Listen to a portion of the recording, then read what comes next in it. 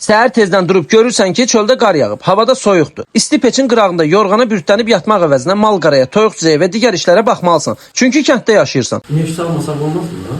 Hazırlaşıb həyətə düşdüm. Qışda da kənd yeri zülüm olur. Bütün hər yer buz palçıq olur. Adam heç yerindən durmaq istəmir. Yumurtlamayan toyuqlarımla ümidimi üssəm də heç olmasa kəsib yeyərəm ya da sataram deyə dənlərini əskik eləmirəm. Toyuqların yumurtlaması ilə bağlı yeni formul tapmışam. Onu da növbəti vloqlarda çəkib göstərəcəm. Toyuqlarla işimi bitirib dama, darçının yanına yollandım. Dağ başında soğuk varmış, geçit vermez, duman varmış, her tarafı alt. Biz səhər tezdən bu işləri görürük deyirsinizsə, fikirlərinizi videonun şərh bölməsində qeyd etməyi unutmayın. Darçın. Hay Darçın.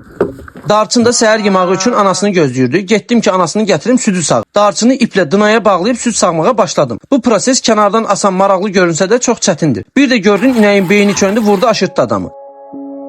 Sonrasında ana ilə balanın arasına girmək olmaz deyib südümü sağıb aradan çıxdım. Davamında çardağa çıxıb cöngəmin otunu tökdüm, suyunu verdim. Damları, yüngülvarı təmizlədim. Qar altında qalmış odunlardan biraz yığıb səhər yemağımı yeyib ki, son missiyamı tamamladım. Axırda da yenə yıxılıb yatdım. Bununla da bir vlogun daha sonuna çatdım. Kənd həyatına aid çoxlu maraqlı videolar çəkmək məndən, məni takip edərək videolarımı bəyənib paylaşmaq sizdən. Növbəti vloqlarda görüşənədək.